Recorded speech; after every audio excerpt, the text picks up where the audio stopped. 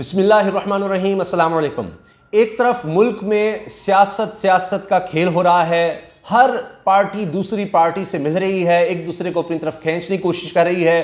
Opposition हुकूमत गिराने की कोशिश में एक दफ़ा फिर बाहर निकलने की बात कर रही है और सब इत्तेहादियों को कह रही है कि यह आखिरी वक्त है, निकल आओ, बस छोड़ दो साथ इमरान खान का।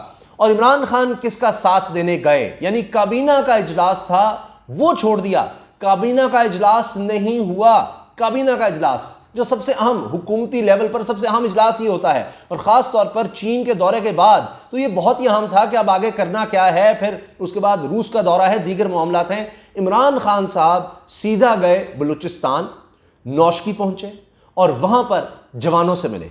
ना सिर्फ वहां जवानों से मिले और वहां पर जाकर उन्हें जो खिताब किया है कि उस पर फिर इतनी तालियां बजना शुरू हो गई, इतनी खुशी का इजहार किया गया कि पूरी कौम को इस बात पर फ़ख्र होगा जब आप उस खिताब की तफसील सुनेंगे, क्योंकि उसमें सबके लिए एक खुशखबरी है कि किस तरह सरबराह मुमलिकत वहाँ पर जाता है, वज़ीर आज़म वहाँ पर जाता है और जाकर क्या क्या बातें वहाँ पर करता है। Army chief general Qamar Javed Bajwa भी उनके साथ थे। फिर वही बात आ जाती है, जी सिविल मिलिट्री रिलेशंस ख़राब हैं, ये है वो है।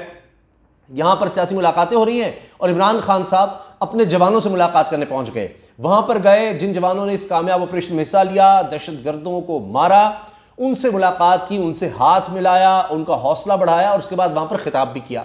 अब उसकी तफसील पूरी मेरे पास है। इमरान खान साहब ने जो बातें वहां पर कही हैं उस पर मैं आता हूं, लेकिन सबसे अहम बात जिस पर बहुत ज़्यादा तालियां बजी, बहुत ज़्यादा लोग खुश हुए, एक तो ये कि जी मैं इसलिए आया हूँ। इमरान खान साहब ने कहा कि मुझे जब पता चला दहशतगर्दी का, उस वक्त चीन का दौरा चल रहा था, तो उसके बाद मैंने तभी सोच लिया था कि मैं सबसे पहले जाकर अपने जवानों से मिलूंगा। और मैं इसलिए आया हूँ, आपको ये बताने आया हूँ कि पूरी कौम आपके साथ खड़ी है, आपके पीछे है, आपके शाना बशाना है और आप पर, पाक फौज पर पूरी कौम को फख्र है। ऐसी फौज कहीं नहीं है जिस तरह इन्होंने मुकाबला किया है, पाक फौज ने मुकाबला किया दहशतगर्दी का, दुनिया में इसकी मिसाल नहीं मिलती।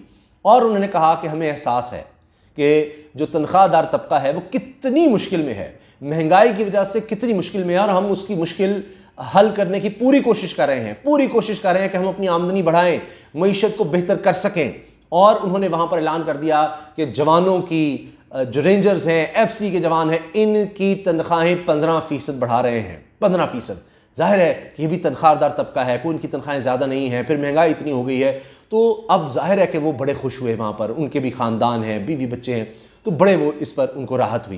लेकिन इसके साथ ये कि जी वो ये चीज़ समझें कि पूरी कौम किस तरह से फ़ौज के साथ खड़ी है और इस पर फ़ख्र है। फिर उन्होंने कहा कि शहादत का कितना बड़ा दर्जा है और इस्लाम में मुसलमान की ही तो ताकत है कि हमारा इस पर ईमान है कि शहीद का बहुत आला दर्जा है, शहीद मरते नहीं हैं और ये सोचना भी नहीं चाहिए उनके बारे में।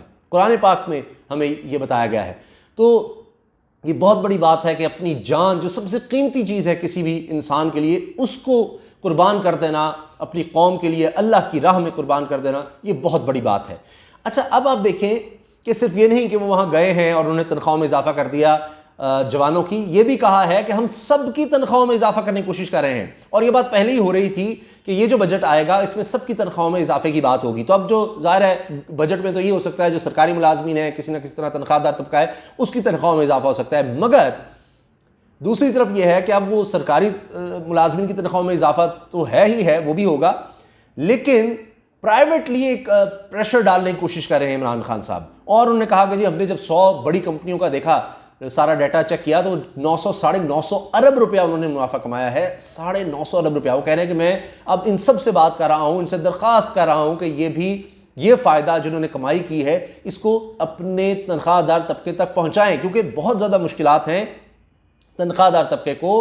महंगाई इतनी हुई है, उनका गुजारा होना मुश्किल हो चुका है, गुजारा नहीं हो रहा। और हम भरपूर कोशिश कर रहे हैं कि हम अपनी आमदनी बढ़ा सकें, महसूलात बढ़ा सकें। टैक्स हमने पहले से ज़्यादा इकट्ठा किया है, लेकिन हमने और आगे जाना है और हम पूरी तरह से मईशत को आगे ले जाना चाह रहे हैं ताकि लोगों की आमदनी बढ़े और लोग इस मुश्किल से निकल सकें। लेकिन हम क्या करें, हम कई चीज़ों में, ज़्यादातर चीज़ों में हम बेबस हैं। सबसे बड़ा बिल हमारा तेल का है और अब दुगनी हो गई अगर कीमतें इंटरनेशनल मार्केट में, तो हम क्या करें, कैसे उसका मुकाबला करें। हमें मजबूरन फिर जब हम उसकी कीमत बढ़ाते हैं तो हर चीज़ की कीमत बढ़ती है, हम मजबूर हैं, परेशान हैं, किस तरह से इसका मुकाबला करें। यही है कि हम आमदनी बढ़ा सकें।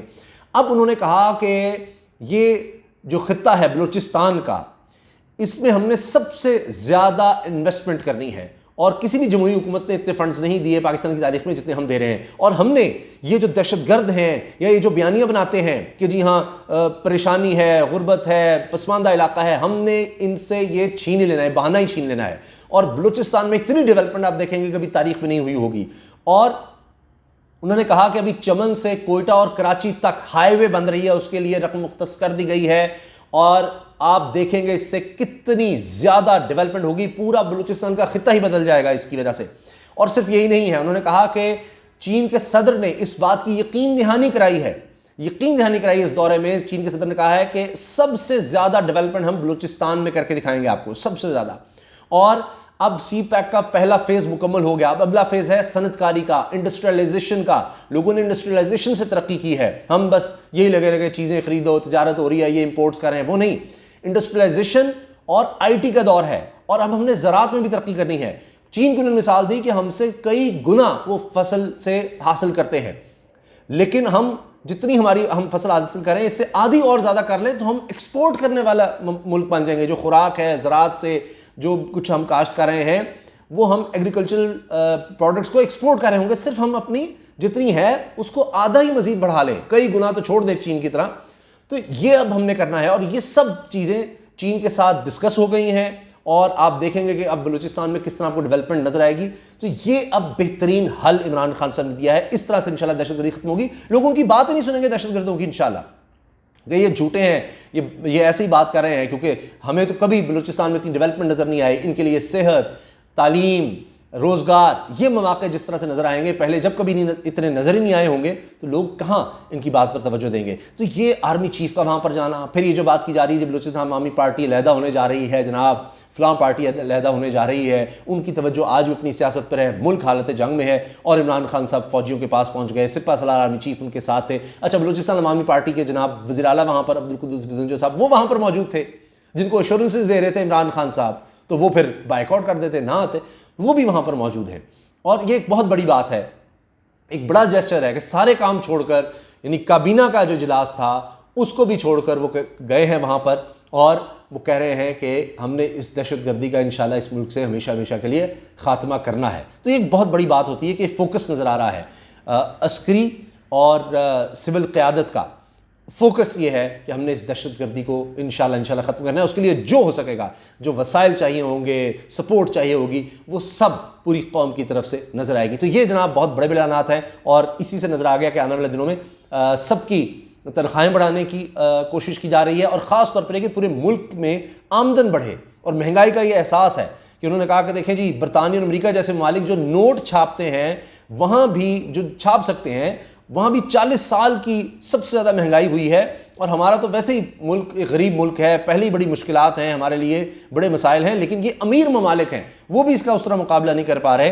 तो हमने इस पर काम करना है, मुश्किल वक्त है, इससे निकलना है। और उन्होंने यकीन दिलाया कि आने वाले दिनों में आप देखेंगे इंशाल्लाह हम पूरी कोशिश करें कि मुल्क के माशी हालात बेहतर हों और फिर इसका फ़ायदा हम तमाम तबकों तक, आम आदमी तक ख़ास तौर पर पहुँचा सकें। इजाज़त दीजिए, अल्लाह हाफ़िज़।